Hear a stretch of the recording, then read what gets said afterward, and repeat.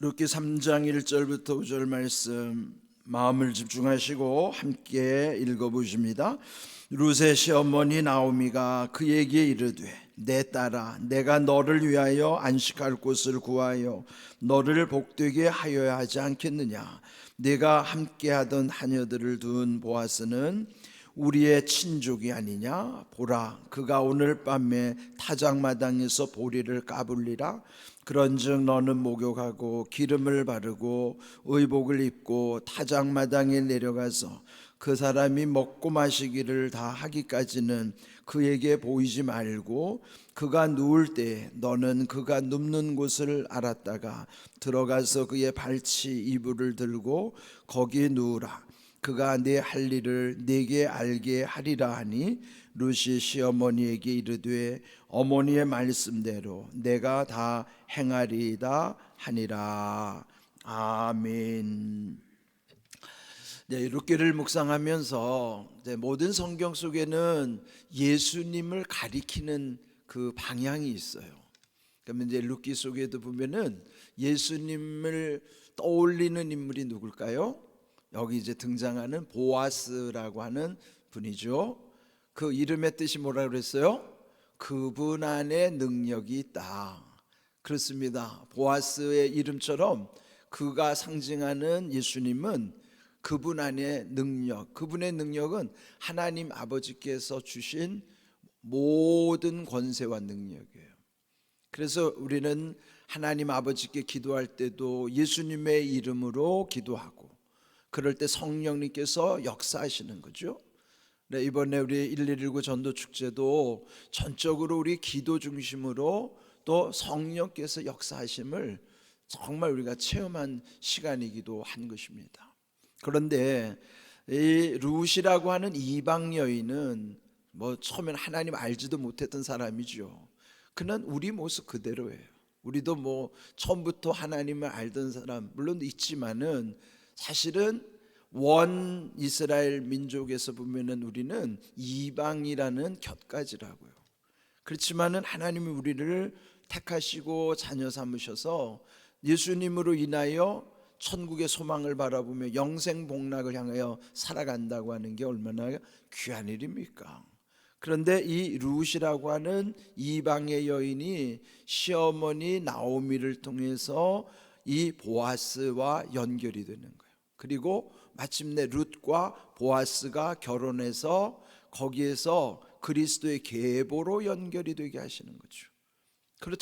그렇다면 우리도 마찬가지예요. 우리 아무것도 아니지만은 우리가 예수님을 만나는데 마치 나오미와 같이 중간에 역할을 하는 자가 중요한 거예요.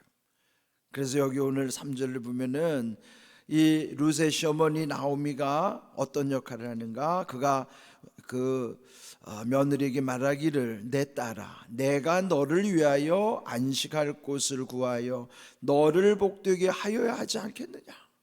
그러니까 홀로 지내는 이 며느리를 보니까 또 그 시어머니 나라로 와가지고 함께 동고동락을 하는데 마음이 얼마나 쓰이겠어요.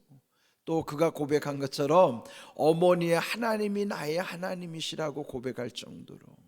그래서 이 룻을 향한 그 나오미의 애틋한 마음, 그것은 우리도 예수님을 만나게 하는 중간 역할을 해야 되는 거예요. 룻과 보아스 사이, 즉 우리들과 예수님 사이에 누군가가 중간의 역할, 그게 축복자가 하는 역할이죠. 그 역할을 지금 나오미가 하는 거예요. 그런데 이 나오미가 어떤 마음을 하는가? 너를 위하여. 대체로 보면 우리가 무슨 일 하던데 다 나를 위하여 누군가를 이용하려고 하잖아요. 그렇지만 여기는 그를 위하여 자기가 희생하는 거예요. 그러니까 우리가 보통 주변에서 보면은 다 자기 이기적인 마음을 가지고 누군가를 이용하려고 하는 거예요. 그러니까 여러분 우리가 보이는 게 다가 아니잖아요. 여러분 사기꾼한테 왜 당합니까? 사기꾼인 걸 알면 안 당하죠. 겉은 멀쩡한데 그리고 착하게 보이고 그가 하는 말이 얼마나 신뢰가 갔으면 깜쪽같이 속아가지고 결국은 다 빼앗기고 마는 거죠. 그러니까 여러분, 겉만 보고 판단하면 안 돼요. 예? 그렇게 보면 사기꾼은 겉이 제일로 훤칠하고 깜짝같죠.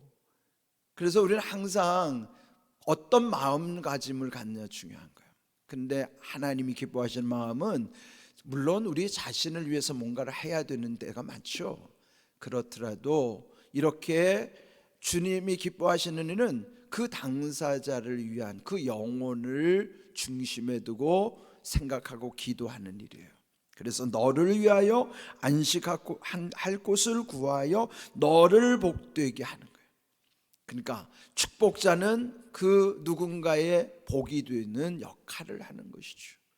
물론 우리가 가정 안에서도 우리는 그 가정은 워낙 운명 공동체니까 당연히 그렇게 해야 되죠. 물론 지금 가정 안에도 마땅히 해야 될 일을 하지 못하는 가정들도 적지 않아요.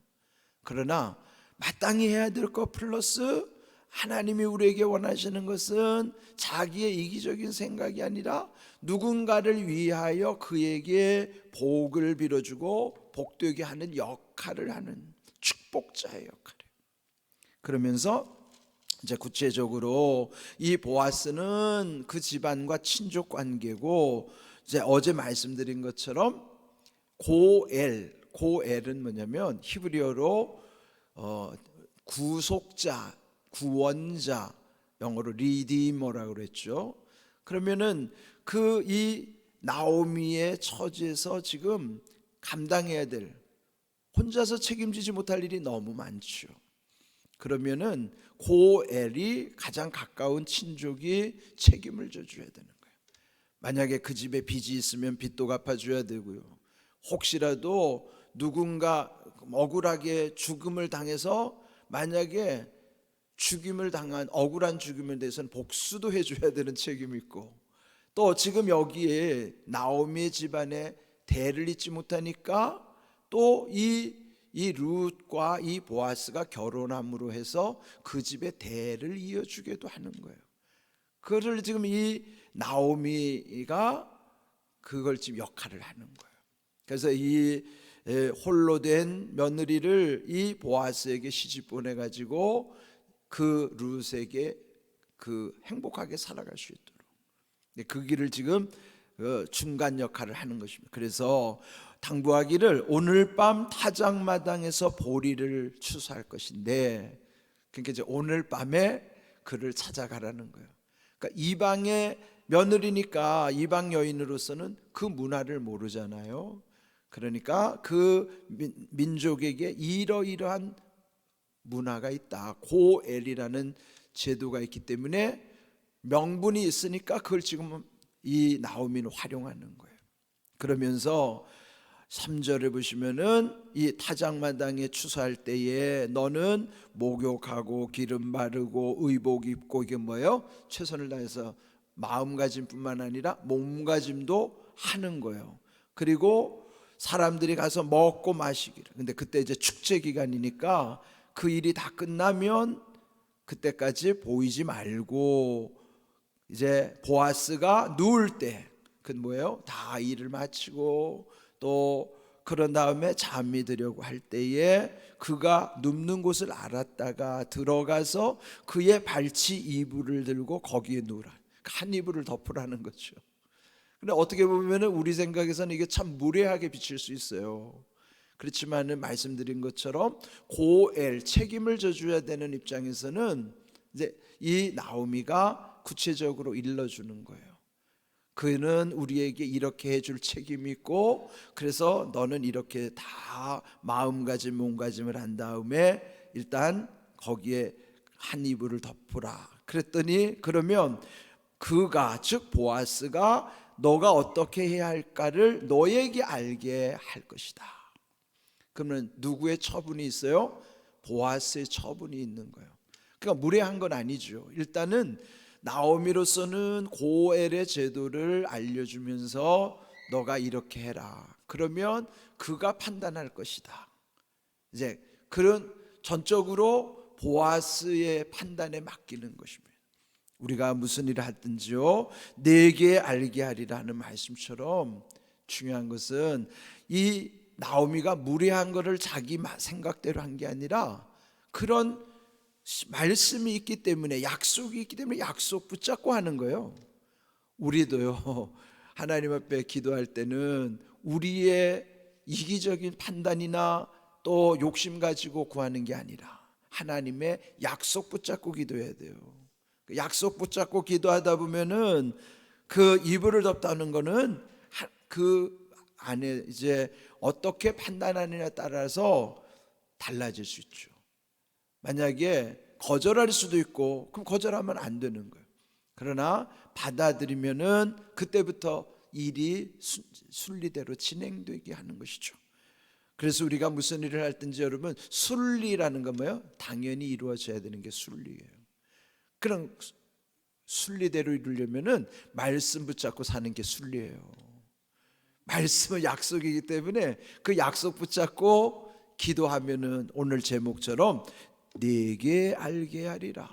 하나님 우리에게 알게 해주시는 거예요. 기억나게 하시고, 또 그 말씀 붙잡다 보면요, 마음의 편안 가운데서 그 마음의 평안함이 주님이 들으신다는 사인이고, 평안함이 지속되면서 뭔가 보이기 시작할 때는 하나님이 응답하고 계시다는 사인이에요. 그래서 여러분이 기도를 오래 하는 것도 중요하지만 기도가 깊어져야 돼요. 기도가 깊어지면 기도는 길어지게 돼 있어요. 그러면서부터 기도의 능력을 경험합니다. 그때부터요, 아, 기도는 이렇게 하는 것이구나.